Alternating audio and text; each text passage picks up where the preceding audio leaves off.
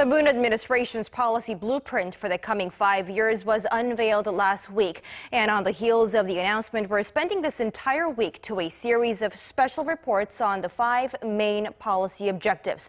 For this first report, we focus on the empowerment of the people, which calls for a government where the people are in charge. Kim Min-ji has the details. Soon after taking the reins, President Moon Jae-in vowed to build a nation that's truly a nation by seeking the changes demanded by the Korean people.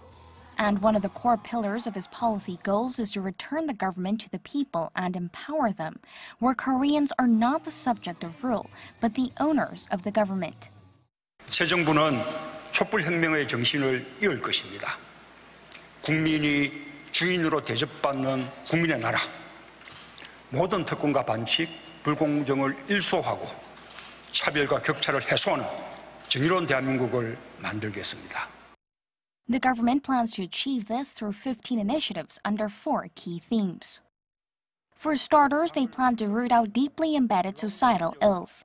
The administration also plans to create a task force within each ministry that will keep a close eye on possible signs of corruption and boost preventive measures, such as stepping up penalties for offenders. Another focal part is to make the president more accessible.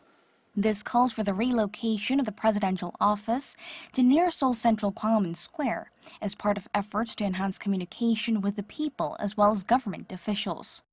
The government also plans to make public daily schedules of the president and senior officials. Another long-pending agenda has been reforming the so-called power organs.